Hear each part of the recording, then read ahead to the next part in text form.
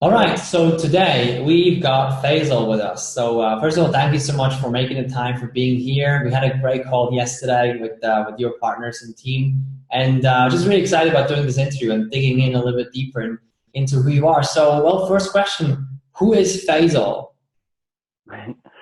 All right. Well, thank you. Thank you for having me. Faisal is maybe he's a qualified engineer. That's what he graduated in. He is a 20-year experience in sort of change management programs, whether you call it change agent, project management, program directorship.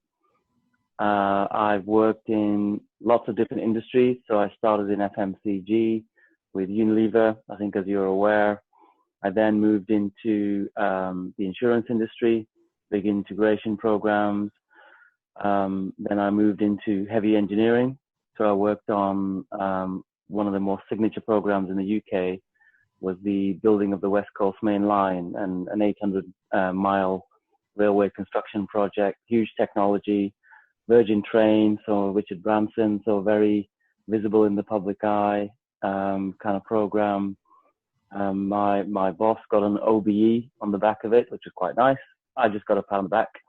Um, and then I moved into media. I wanted to learn IT. I went to work for the BBC for about 2.5 years, BBC News and World Service in their digital transformation phase. So it was a great time to be there because they were doing the video and the web and the audio all coming together as a cohesive technology. So a really good place to learn IT. From there into telcos, Virgin Media Broadband, so another signature program in the UK, developing high-tech fiber optics, and I ran the business, the creation of the business operating model around it, and how we would service the customer journey end to end. And then from there, I got a phone call to go work in the banking sector. So I went to work on, at the time, the Lloyds and HBOS, we call it, Halifax Bank of Scotland, in the middle of the financial crisis, integration of the two banks. So I ran the IT program in what they call the payments division, so the heart of the bank, which served the retail, the commercial, the corporate, and the wealth, I guess, transaction processing, which was great, really exciting, huge scope. From there, I moved into the business part of Lloyd's, into their business operations, and I ran a program to do simplification. So that was looking for synergies, looking for taking complexity out of the business process, if you will. And then from there, I went into strategy, but I did strategy differently because my view of strategy was that we have so much of it on paper. What we actually need to do is change the mindset and find a way of balancing everything that was and is still coming at them, and using a small group of people to do some experiments, and we'll get the people to transform the business going forward, not what the regulators or the government say, and nor what is almost dictated upon us from the C-level exec. And that's the current experiment I'm doing. And through that has grown my experience in terms of getting together with Alex. Creative Leadership Partners was born out of that most recent experience in terms of, can we do something with mindset that is not currently going on? Can we do it differently from coaching? Can we do it differently from consulting? And also, could we do something which I think excites people again in terms of their job, their role, their work, and kind of tell a brilliant story alongside it. And that's where I am now. So you've been involved in a couple of different industries and ventures, and one thing I want to dig into a bit more into is the strategy piece. In terms of where does that come from? Where does your view of strategy in a different way come from? I think my view comes from when you come from an engineering background, and that's where the interesting parallel is in the banking sector, or any sector actually. I think they work very hard to simplify complexity. Some of the work that engineers do is very deep skilled. It's almost like a lifetime's worth of knowledge to try and deliver something very big, very tangible. People die if you get it wrong. Yeah, it's not just IT that stops. I mean, when I was on the West Coast program, 4 people died during the duration of the program, because you get something wrong, and the machinery is obviously, it's life threatening when you're working with it. So they work very hard to be disciplined, but they also work very hard to simplify and make it really, really clear what they're trying to do. I think that kind of work in the strategic context is really good, because one of the things I've noticed about strategy is sometimes dictated to you with a lot of third-party input. So that's not belittling the consultancies that do strategy, but it becomes very generic. It's very complex. It's very hard to articulate it and understand it. So simplifying strategy is one of the things I really do believe in. And that's my take on it. The more complex it is, the people won't get it. It's very hard then to turn it into a vision and a mission, which then cascades and people buy into it. So in a nutshell, my view of strategy is if it's not simple, it won't work. Get it. Okay. And there may be a lot of complexity behind it in terms of you're trying to transform something, but it takes pictures as well as the words. It's the visualization of it. It's the modeling of it, which really makes it simple to understand. Get it. Okay. So that obviously shaped you there with the strategy piece. So I'm curious, where's the connection between creative leadership partners, where you're involved in right now, which is sort of like the present in a big way, and everything you've done in the past, and the things you've experienced and the things you've been involved in? Where's that kind of connection? Because I feel like obviously I just know creative leadership partners really from Alex, because I've known him for a while. But it's kind of like I'm trying to build the bridge between your very technical background and then moving into strategy, and now with creative leadership partners, it's a lot more. I mean, it's very specifically leadership development in a very, very specific way, in a very obviously creative way. So I think there's probably 3 strands to that, or 3 strands behind it. One is there is always the creative element in anything you do, whether you're running a very technical program, whether you're trying to transform a business, whether you're trying to meet deadlines. If you're not creative, you can't quit the buzz. And the buzz is what normally makes people tick, and they enjoy it and the experience of what you're trying to do. What Alex does, I think, is articulate that in a very special way. So he's figured out or landed upon tools, techniques that articulate creativity, and then it can be applied to almost business and business objectives. The second part of creative leadership, I think, is the proof is always in execution. You have to find a way of executing something, because that's what delivers the result that people then get the satisfaction from. So I guess my background comes into the actual, this is not just talk or theory, this is executable. Right, and that delivery life cycle experience all the way to a go live or an operation actually coming to fruition, I think is sometimes missing. People don't connect the creativity part with the execution part. And then there's a bit in the middle, which is probably also where my technical background comes from, and that is what I call design, right? You put a lot of emphasis in how you design something. If you think of IT is a very undisciplined design organization or methodology, if you will. I think if you compare it to engineering, where if you see some of the complexity that is illustrated in the architecture drawings, for example, and everybody works off the same blueprint, whether you're a steel manufacturer or a concrete maker or the person who's doing the glass, when you're erecting maybe a superstructure, that design is really well thought through.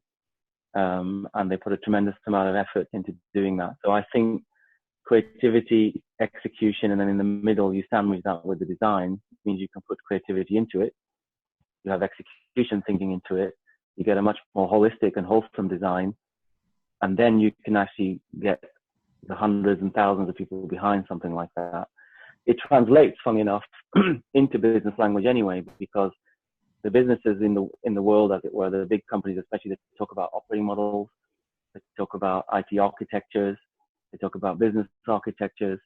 To me, that's a lot of design, but bringing it together into one design that you can glimpse through what I call a number of lenses is the more holistic design.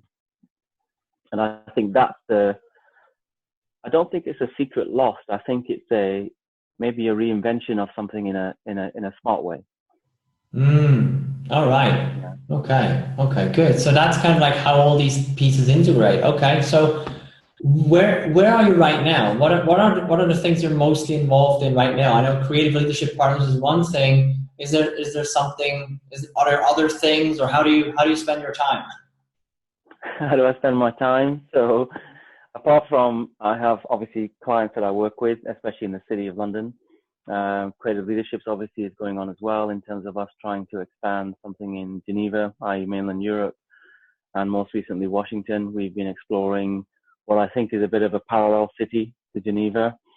Same kind of construct, same kind of companies and HQs in one place. Very exciting trip, really great trip that we've been involved in. When I'm not doing all of that, I do dabble in a bit of creativity myself. I do paint, very rarely, but it does happen maybe once a year. Takes me a long time to muster the energy to do it. I write. I'm a big reader. I have a huge interest in being inquisitive on things. So I read anything from fiction to non-fiction. I follow very closely what goes on at CERN in the Hadron Collider and the experiments that people are doing out in the world. I think achievement and understanding the world around us is a great thing. It's part of being alive, in my view. And I think the more you can understand, the more you can appreciate. You actually can find ways of applying it into your daily life and what you do. It's really rewarding, and I respect those kind of people who are pushing the frontiers or pioneering a new theory that they're trying to test out. Sometimes even in works of fiction, I love great storytellers. People know that about me, that I love a good story. Whether it's a movie or a music or a book or something, I love it when it's got a good story around it. And that is probably another passion of mine in terms of just looking for good stories out there that are going on in the world, which means not politics, not the bad news that comes on the TV every day at 9 o'clock telling you about a lot of the horrible things that are going on, but there are some great stories out there. Human ingenuity and collaboration and the positive mindset that does exist. I like looking for it. And then when I get overawed and stressed out by all of that kind of stuff, I go hit the gym. I love boxing. It's my de-stress.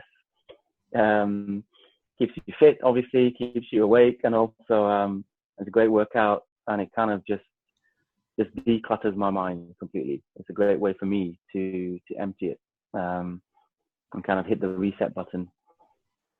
Yeah, so that's interesting because you come over as a very curious person to me. Like with all the things you're involved in, also with the reading, with the stories and everything, kind of like there's a common thread that I feel is kind of like the curiosity. Where do you feel that curiosity for curiosity comes from? Well, I guess the obvious answer is it's your own mindset, right? I think I've never been afraid of learning. I enjoy it. And think something that I learned in life generally very early on is if you can teach a child, for example, to be curious and get them inquisitive into things, it's a great skill that they'll take through their entire life. And my parents, for example, got me into books at a very early age. They never pushed it, but they suggested a lot of things and threw ideas at me. And I think it just that small little spark started it. And I remember when I was probably in my early teens, I'd probably read every book in the library already. And I was going through them again just because I really, really enjoyed, everything that was going on out there. And that then creates other curiosities like traveling, seeing the world. I have a big passion for landscapes. I love the mountains and I love the desert. So I wanted to see them all. And you just build on it. And I think if you reinforce it, actually you can ignite it in a lot of people as well. I think I've learned along the way that you do bump into people that everybody has different stages in their life. Some are up, some are down, some are in between. But if you can get people to be curious, I think you always solve half the challenge of what you're trying to do. So for me, I embody it because I've had it. I've grown up with it. I like to share it. I do it with even mentors. One of the other things I learned very early in my career is if you want to get ahead, it's not just about what you do, it's what you learn from others. And that's how you make the leaps in experience, because you can gain from others the experience you never had yet. So I'm a big believer as well, when I do a lot of career counseling with people, is always find a great mentor. Work really hard to find a great mentor, because you will learn things beyond your years, and that's knowledge that cannot be, you can't buy it, right? It won't come from a textbook. Yeah, And as long as you're, so true. And I kind of see now more and more how you fit in, or how you come into the creative leadership partners, because there's that thread of curiosity that runs through your entire life, and curiosity and creativity that go along with each other really, really well. And of course, yeah. yeah, so tell me a bit more about what's next. Like you got involved, you work with your clients, and you're also involved with creative leadership partners now. Sort of what is sort of your big umbrella? What is your umbrella, the vision that you're working towards? What is sort of the world that you eventually want to create, or you want to bring your piece of that world into creation, so that. That's a very good question. I think it's always one of the hardest ones to answer. I always believe that people always know what they don't want to be rather than what they do want to be. I think for me, what's exciting me right now is, take, for example, creative leadership and where it could go. I mean, everybody has to earn a living. That's part of your life. You should take care of that responsibly. But I think for me, something around, a few people have told me more recently in the last maybe 6 months, year, have you ever thought about teaching? Right? Have you ever thought about turning around all the things you take in and putting it back out there? And maybe creative leadership partners may end up being a school one day. That excites me. It may have a curriculum. It may have, people coming in and out of it that offer different thought leadership and knowledge. It'd be a great environment for me to continue learning, but also to push it back out there as well. Do the 180 degrees on it. I like that idea, is one. I think the other one is, there are still so many things I don't know. I've met more people recently in the last year that they have knowledge of things that I never even thought of yet. Like ancient knowledge. People are teaching me theories from like 4,000 years ago, and I find it fascinating, right? It's a bit more spiritual, maybe. It's a bit more esoteric, but it's a different kind of knowledge. Yeah, I have a huge respect for it because I don't know it. So that might be one direction of new learning for me. And then I see whether or not I can apply it into my work would be great if I can figure that puzzle out. But I think the idea of a school or an academy of some sort makes me think maybe 5 years from now would be a great place to end up. Because you get to do what you love, but you also get to teach other people the way you think. What an opportunity to try and share that. I love it. I love that. I mean, it makes a lot of sense to me, because we were talking a lot about curiosity. Now we're talking about school. That's kind of goes hand in hand. It does. I mean, you probably remember yourself. I mean, they say a child never forgets a great teacher, right? You can still name them probably in your own lifetime, whether you were 5, 10, 15, 20, during the normal education process. You always remember the great ones. And that would be something great to aspire to, right? But I think the way I would want to do it is to make it something where it's a school where people want to come and then teach what they know. So you could bring in people who are great at leadership. You could bring in people that are great at design. You could bring in people that are great at creativity. You could bring in people that are great at philosophy and unraveling it. And go back to my simplicity idea. Don't make it very big, textbook thick. Make it interesting, engaging, interactive, and simple enough for people to kind of take it into their world. That would be great, right? There's a lot going on in the world, I think, right now, and there's a lot of conflict. There's a lot of, I think the press is painting a bad view of the world rather than a positive view of the world. but there's also huge leaps, I think, that are going on, and they could be captured and brought together. Would be a great concept. So I'm thinking about the design, as you could probably guess, of what that might look like.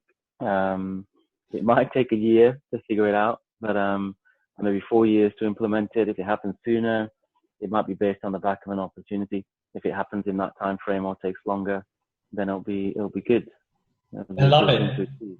Yeah, I love where you're going with this. I'm curious about one more thing. Like, there seems to be one more common thread. You can call it purpose or driving force or why or whatever you want to call it. But there seems to be a very interesting common thread of what you talked about. Is that word simplicity? We talked about strategy in the beginning. We talked about the enormous complex project you've been involved in, and then that idea of complexity and simplicity came up, and then a strategy and simplicity came up, and then also now what you're basically building also through creative leadership partners. Simplicity is a huge aspect of that. So what would you say is sort of like your driving force? Because I mean, there's a lot of effort into what you've done in the past, what you're up to now. Even though it's what we love doing, we still need to get up in the morning, and there has to be some sort of a higher driving force. What do you feel is that for you? For me, the higher driving force, I think, is it's probably it's three things. I do a lot of things in three things actually in my life. You'll hear that a lot from me. I think number one is my own spiritual belief. I think all people have a purpose. Sometimes it takes a long time to find it, but it is there. Some people get it very quickly and they're off. I think people should try and realize that purpose, because that's where the desire comes from in your own life. For me, that's connected to my spiritual beliefs.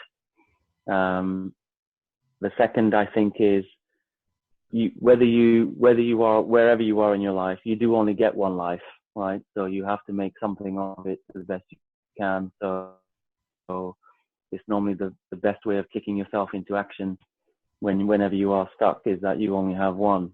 And I think maybe the third thing is more around, we are social creatures. You kind of have to get out there in the world, otherwise the world will come to you. The world always finds a way to draw you into it. So you either get at it on the front foot or you get at it on the back foot. But it always comes, right? Everyone always says, there's so many sayings, life is full of surprises and so on and so forth.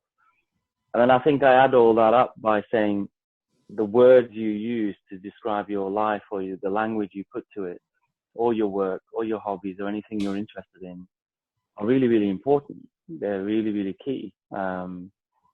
Everything from the way you articulate what you do versus the way you engage it, whether you put passion into it, whether you put annoyance into it. It could be anything, right? It dictates a lot of what your life is. So that's probably what drives my purpose, which is the fact that I've only got one chance. The second is, I do believe this journey continues.